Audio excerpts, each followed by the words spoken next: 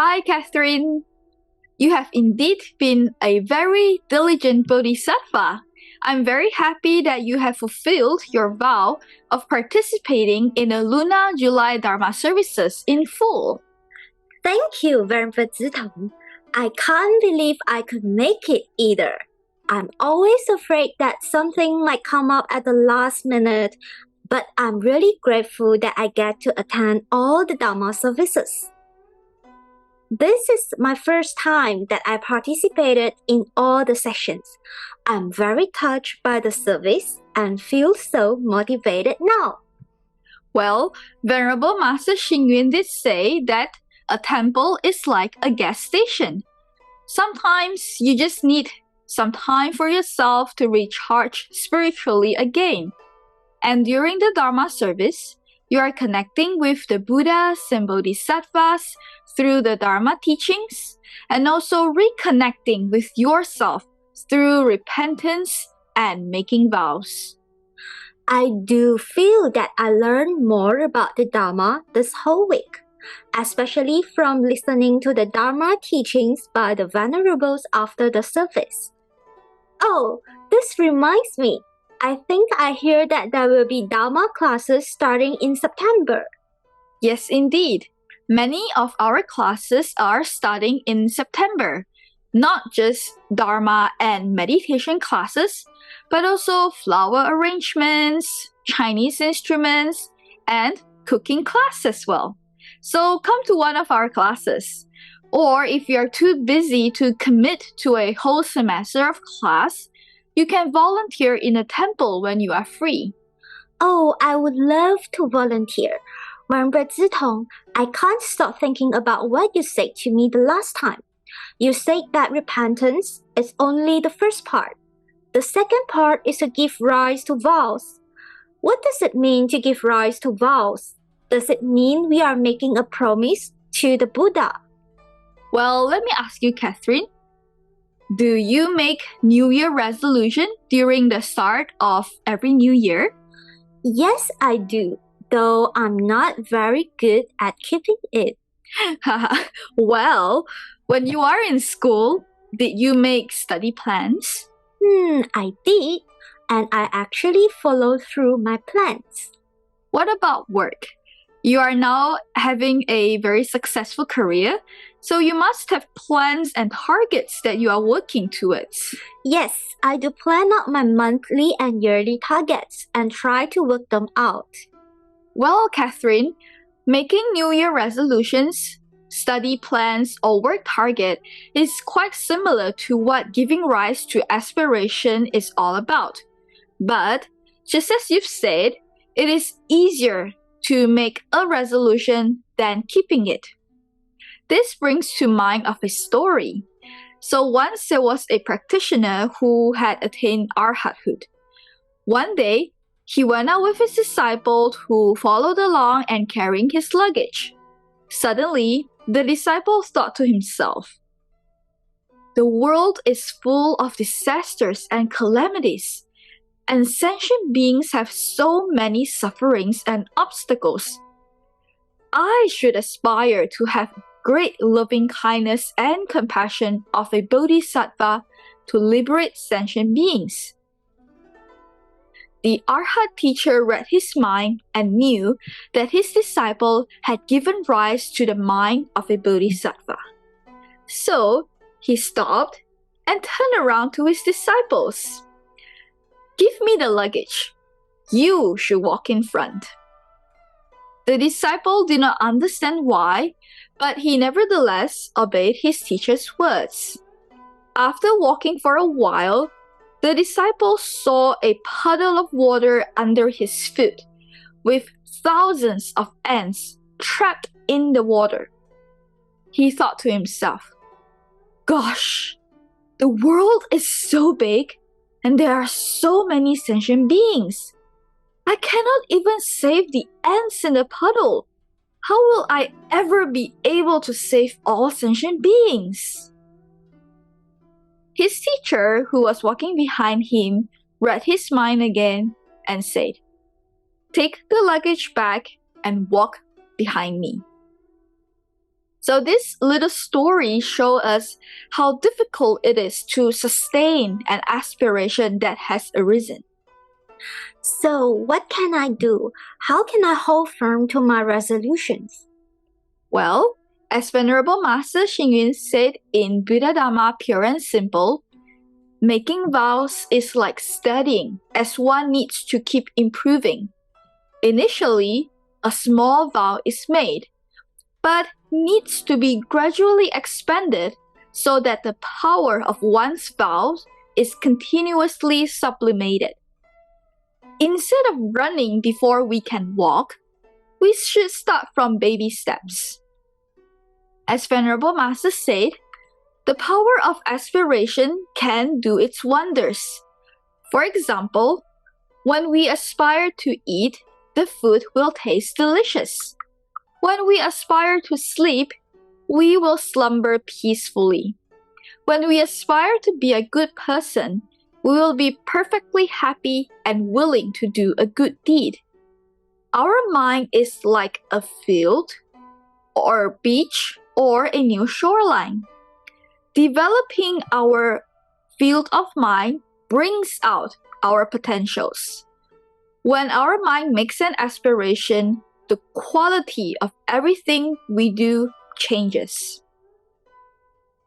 In the beginning, our aspiration usually concern ourselves. And that's actually not a bad thing because we are striving for self-improvement. For example, we can make a vow to practice the 3 acts of goodness. So I vow to speak kind and wholesome words. I vow to be a helpful and caring person and to do good deeds for others. I can also vow to have positive intentions towards everybody. If these are the vows that we make every day, and if these are the deeds that we strive for every day, can you imagine the changes that it will bring to us? I see. If I could think this way, I think I would feel better about myself. I find that my thoughts often center on the things I don't do well. Just last week, I had an argument with my work colleague and spoke rudely. I felt bad after that because I thought I could handle it better. But I kept thinking, I'm so angry and I hate that person. I wish I didn't have to work with her. It was a bad week, but this week, during the Dharma service, I calmed down and thought I was also wrong in the way I spoke. When you quoted the verse to me, the one about making vows, I thought, I couldn't even talk to my colleague nicely. How can I make such a big vow? Are you talking about the verse that we recite after the repentance verse? Yes, you are right. Well, this verse is also called the 4 universal vows. And the 4 universal vows are the vows common to all bodhisattvas. And they are: sentient beings are infinite. I vow to liberate them. Afflictions are endless. I vow to eradicate them. Teachings are immeasurable. I vow to learn them all. And Buddhahood is supreme. I vow to attain it. We make different vows at different stages of our lives. For example, when we are still students, we work hard to get good grades. When we have a career, we vow to contribute to society with our professional skills. And when we have family, we vow to provide for them and give them the best comfort. The 4 universal vows are the goal that we as Buddhist practitioners aspire to. So just as I've said, let's start from baby steps.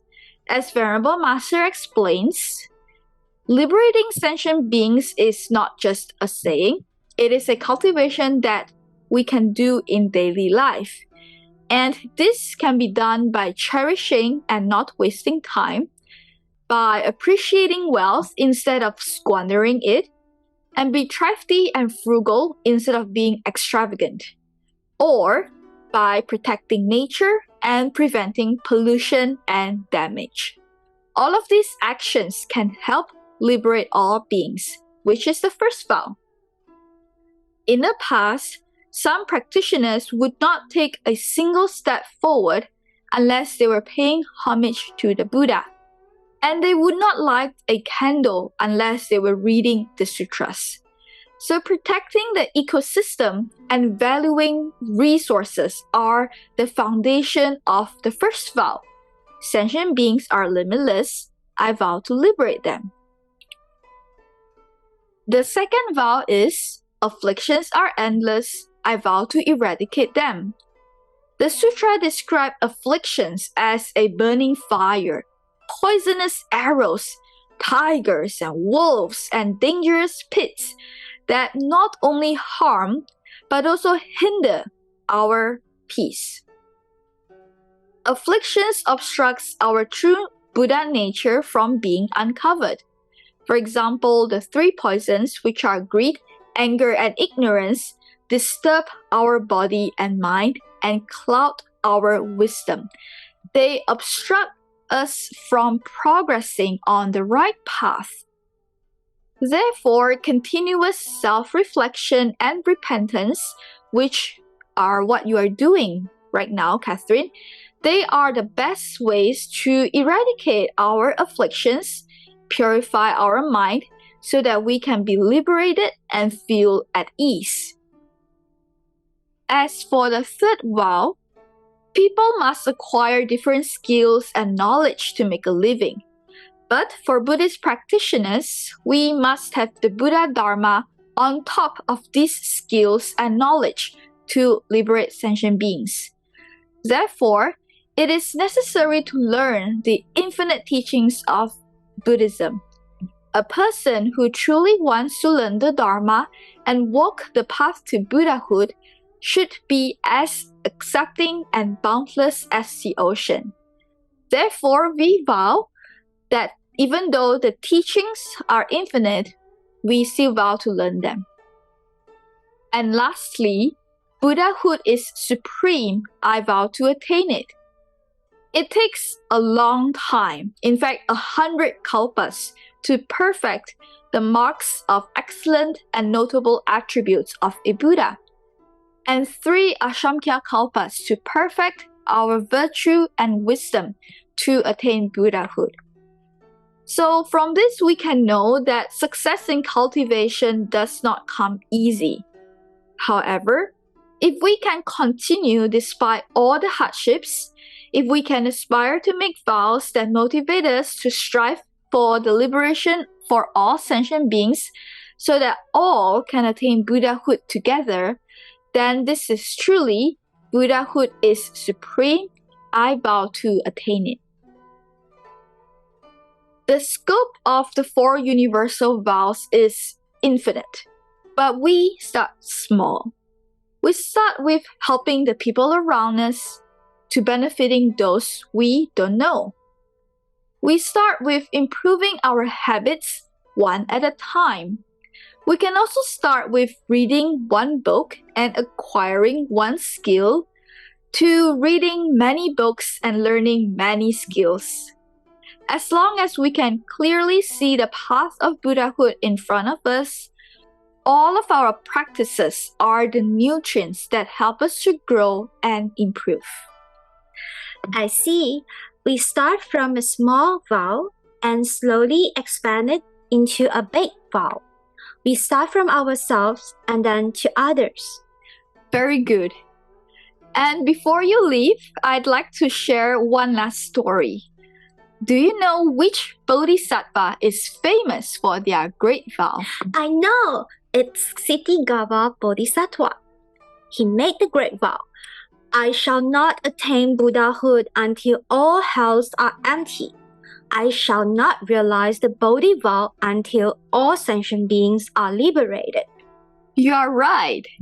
As recorded in the Ksitigarbha Bodhisattva Sutra, in the distant past eons, Ksitigarbha was a maiden of the Brahmin caste. This maiden was deeply troubled upon the death of her mother. Because her mother had often been slanderous towards the Triple Gem. To save her mother from the tortures of hell, the maiden sold whatever she had and used the money to buy offerings, and she offered it daily to the Buddha of her time. She prayed fervently that her mother be spared from the pains of hell and appealed to the Buddha for help. While she was pleading for help at the temple, she heard the Buddha telling her to go home, sit down, and recite his name if she wants to know where her mother was. She did as she was told, and her consciousness was transported to a hell realm, where she met a guardian who informed her that through her fervent prayers and pious offering, her mother had accumulated much merit and had already ascended to heaven. The maiden was greatly relieved and would have been extremely happy, but the sight of the suffering that she had seen in hell touched her heart. She vowed to do her best to relieve all beings of their sufferings in her future lives. So this maiden never gave up on her vow and kept on practicing until she became a bodhisattva. And this is how Siddhigarbha Bodhisattva came to be known as the Bodhisattva of Great Vow. I guess our personal experiences to shape the way we think and act. Being in the temple helps me to grow as a person. And I do notice that I would like to do more for the people around me. I feel that it makes me a kinder and gentler person. Having good Dharma friends is very important on our path of Buddhist practice. And the temple is your home to pause, reflect, and start anew. Oh wait, someone's playing the song I Vow. This is a good song for you, and it is written by Venerable Master. It's a beautiful song about making vows, and the lyrics goes like this. I vow to be a candle, giving light to a world enshrouded. I vow to be a brush painting, beauty everywhere around. And I vow to be a street light, shining on my way. I vow to be a book of wisdom. Let the truth be all I say. I vow to be more than I am. May you give rise to wonderful vows, Catherine. Thank you, Venerable Tong. I think I will start with the vow of being a volunteer in the temple. I'm sure I will learn a lot by helping out and connecting with other diligent practitioners. Great! We have a few events coming up, and it would be wonderful to have you with us. And it has also been wonderful to have you joining this episode of English Dharma Service. Let's end with the song I Vow by Venerable Master. May you find joy and inspiration in the Dharma. 阿弥陀佛。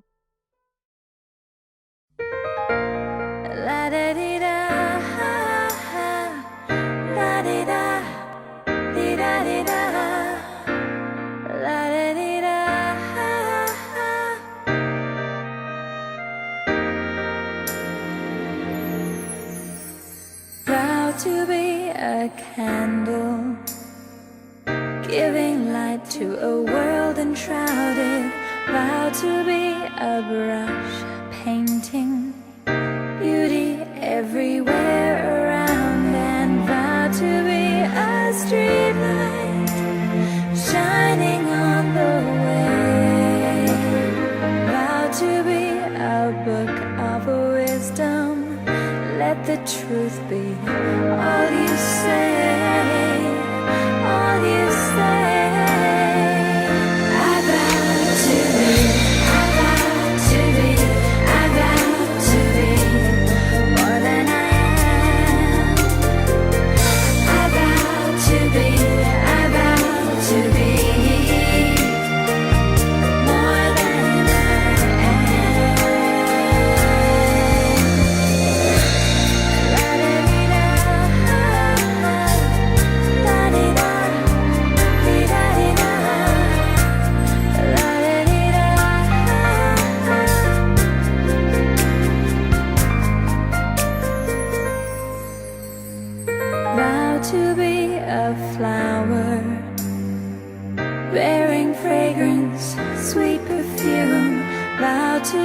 a cloud, bringing coolness to the summer's bloom. Vow to be a breeze, bringing comfort on the wind. Vow to be a